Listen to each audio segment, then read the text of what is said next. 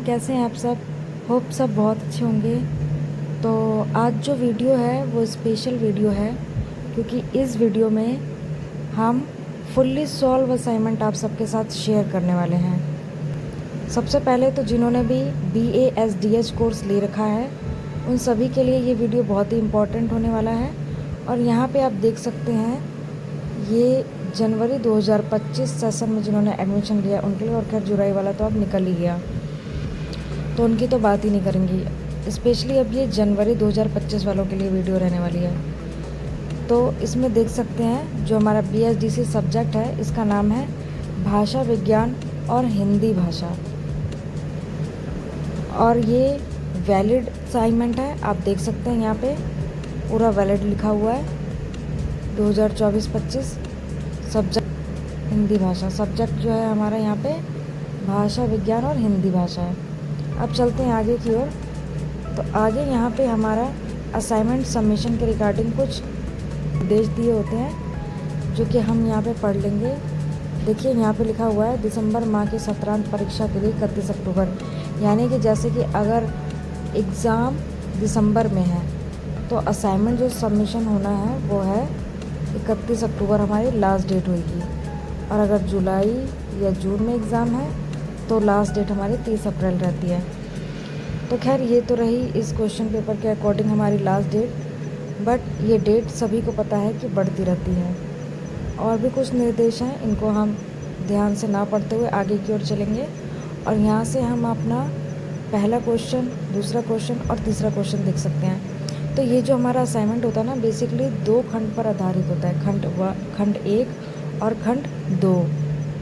और इसके जो क्वेश्चन होते हैं खंड क में जो हमारा है 3 क्वेश्चन होते हैं, और ये तीनों ही क्वेश्चन हमारे 15-15 मार्क्स के होते हैं, 1 2 3। इसके बाद खंड ख में ये भी हमारे 15 मार्क्स के होते हैं, लेकिन इसमें 2 क्वेश्चन होते हैं। फिर खंड ग में जो होता है वो है क्या, तो वो है टिप्पणी करना। क्वेश्चन की टिप्पणी जो है हमें 250 शब्दों में करनी होती है, और 250 जो शब्द होते हैं उससे अधिक ही आपको इस PDF में मिलेगी। तो इतना सारा कुछ प्रोवाइड करने के लिए एक लाइक तो बनता है, और बहुत मेहनत लगी है इसको बनाने में PDF में। तो प्लीज़ आप सबसे रिक्वेस्ट है कि एक लाइक तो ज़रूर कर दीजिएगा। इससे कुछ घटता नहीं है, बल्कि मुझे मोटिवेशन मिलता है। तो आगे बढ़ने से पहले आप लोगों से गुजारिश रहेगी कि प्लीज़ वीडियो को लाइक ज़रूर करें, इससे एक मोटिवेशन मिलता है। चलिए आगे चलते हैं हम अपने सॉल्व असाइनमेंट की तरफ। देखिए यहाँ से खंड का जो है इसका जो आंसर है हमने स्टार्ट कर दिया है, जो कि इस प्रकार से पहले हमने प्रस्तावना लिखी है और फिर उसका अच्छे से विश्लेषण कर दिया है। देख सकते हैं पॉइंटों में हमने विश्लेषण को किया है। कुछ पॉइंट्स में अगर लिखते हैं तो एग्ज़ामिनर हमें अच्छे नंबर देता है, और ऐसे असाइनमेंट अगर आप लिखेंगे तो श्योर रहिए कि आपको 90 to 95 मार्क्स आराम से मिल जाएंगे। तो इसको हम इस तरीके से बढ़ाते हुए आगे चलेंगे। और अगर आपको लगता है कि स्पीड ज़्यादा हो रही है तो इस वीडियो को यहीं पे पॉज कर लीजिए और फिर अपना असाइनमेंट देख देख के लिख सकते हैं। और अगर किसी को PDF चाहिए तो वो नीचे कमेंट बॉक्स में कमेंट कर देंगे, तो PDF उनको मिल जाएगी। तो इस तरीके से हम आगे बढ़ाते जाते हैं, थोड़ा सा स्पीड में चलेंगे। ये जो पद की परिभाषा है इसको ढूंढने में बहुत टाइम लगा था। उसके बाद में 2-3 टीचर्स थे, पूरा एकदम अच्छे से जब हम कंफर्म हो गए कि यही पद है, उसके बाद हमने यहाँ पे नोट डाउन किया। देन आगे पद जो है, फिर यहाँ से सर्वनाम पद है, फिर क्रियापद है, उसके बाद में आगे अव्यय पद है, फिर विस्तृत वर्णन, फिर आगे विस्तृत वर्गीकरण है।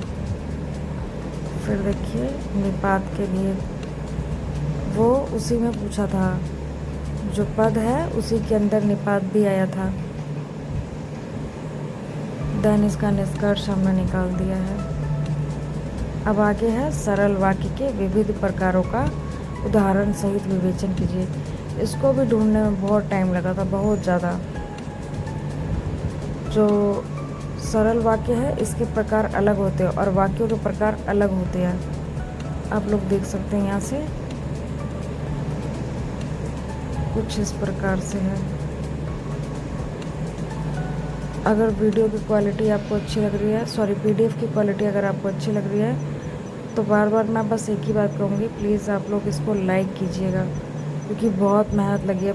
कम से कम भी तो पूरा 3 से 4 दिनों की मेहनत आज इस एक पीडीएफ में कन्वर्ट हुई है।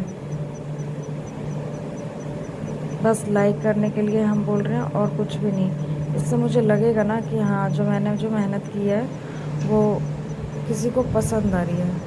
बस यहाँ से निष्कर्ष है, देखिएगा कहीं कहीं हाईलाइट करना भूल गई हूँ, तो आप लोग ध्यान दीजिएगा। देन आता है क्वेश्चन 4, जो कि हमारा है खंड ख, अर्थ परिवर्तन की दिशाएं। वैसा ही है सब में, थोड़ा सा भूमिका देना है और उसके बाद में हमें जो है उसकी व्याख्या कर देनी है। तो ये क्वेश्चन ज़्यादा बड़ा नहीं है, बट 800 वर्ड्स अबव है इसमें। यस, 800 वर्ड्स टू अबव, क्योंकि जब उसमें हम वर्ड पैड में जब टाइप करते हैं तो वहाँ पे ना शब्दों की जो गिनती है वो बता देता है। तो जब इसकी की थी मैंने, देखिए यहाँ पे भी क्वेश्चन ख़त्म, यहाँ निष्कर्ष आ गया। अगला है हमारा देवनागरी लिपि के गुण और दोष। तो ये थोड़ा सा बुक से लिया है और थोड़ा सा मैंने यहाँ पे टाइप किया है। जो हमारे जो टीचर्स हैं उनसे जब तक मैं पूछती नहीं हूँ, जब तक मैं कोई भी यहाँ पे वर्ड इंक्लूड नहीं करती। आप लोग बेफिक्र रहिए कि जो क्वेश्चन है वो वैलिड है या नहीं है, आंसर वैलिड है या नहीं है। ये जो आंसर मैंने लिखा है बुक की सहायता से और साथ ही साथ हमारे टीचर्स की सहायता से लिखा है। इसलिए आप जो भी इस पीडीएफ में वर्ड लिखा गया है वो बेहतर से बेहतरीन की ओर गया है। देखिए कितना अच्छा एक एक वर्ड का डिफाइन किया है। श कैसे बना है, श में देखिए ये जो अक्षर है ना, अक्षर, यहाँ ये जो अक्षर है यहाँ पे हलंत लगा दीजिएगा, और ता में ये री नहीं है, यहाँ पे ता में हलंत लगेगा। ठीक है, तो ये थोड़ा सा माइनर मिस्टेक है, इसको ध्यान रखिएगा। आगे चलते हैं हम यहाँ से आगे देवनागरी लिपि में कुछ वर्ण निरर्थक है और फिर हिंदी है कुछ इस तरीके से, टंकण और मुद्रण। फिर यहाँ से ये क्वेश्चन का भी निष्कर्ष आ गया। फिर चलते हैं हम अपने आगे खंड ग की ओर। मेन जो टॉपिक है हमारा यहाँ से स्टार्ट होता है, भाषा और बोली। ये भी बहुत ही बेहतरीन क्वेश्चन है और एग्ज़ाम में इसके आने की पूरी संभावना है। तो जब आप लिख लें तो एक पीडीएफ की कॉपी ले लीजिएगा, जिससे कि आप इसको संभाल के रख सकें। और एग्ज़ाम के टाइम पे अगर गाइड नहीं भी है तो ये जो पीडीएफ है ये आपको एग्ज़ाम के टाइम पे बहुत ही हेल्पफुल रहेगी रिवीज़न के लिए।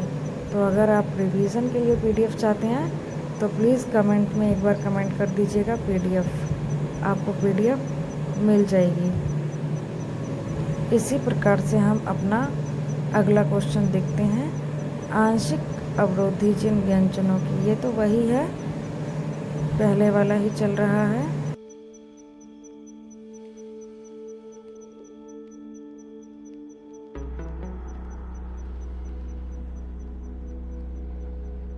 टिप्पणी ही करनी है, क्रिया विशेषण उपवाक्य की संरचना। फिर है आगे ये क्वेश्चन भी अब खत्म होने वाला है, यहाँ से इसका निष्कर्ष आ जाएगा। देखिए यहाँ से एंड मीन्स यहाँ से निष्कर्ष। फिर है कार्यांग में राजभाषा। ये क्वेश्चन भी बहुत प्यारा है, बहुत अच्छा क्वेश्चन था। जब इसको हम सॉल्व कर रहे थे तो बहुत मज़ा आया था, क्योंकि पूरी ही जो इसकी डेफिनेशन है, राजभाषा कहाँ से आई, आर्टिकल 343 क्या है, सारा बहुत अच्छा इसमें टॉपिक था। तो इसको बनाने में बहुत ही मतलब अच्छे से इसको बनाया और बहुत ही मज़ा आया इसको बनाने में। फिर इसका निष्कर्ष निकाल दिया है। अब है देखिए क्वेश्चन में पूछा गया संयुक्त बोधक अव्यय। ये जो संयुक्त बोधक अव्यय है ये क्वेश्चन में पूछा गया, लेकिन बुक में जो मिला समुच्चय बोधक अव्यय, और इन दोनों का ही जो मीनिंग है वो सेम है, तो हम समुच्चय बोधक अव्यय को भी लिख सकते हैं। इस प्रकार से इसको सॉल्व किया गया है। तो ये टोटली सॉल्व असाइनमेंट आपके सामने कुछ इस प्रकार है, और आप लोगों से विनती है, बार बार हाथ जोड़ के निवेदन है कि प्लीज़ लाइक कर दीजिएगा। एक लाइक पूरी मेहनत को ओके। सो ये थी हमारी आज की वीडियो, और ये था हमारा आज का सॉल्व असाइनमेंट। इसको देखने के लिए थैंक यू।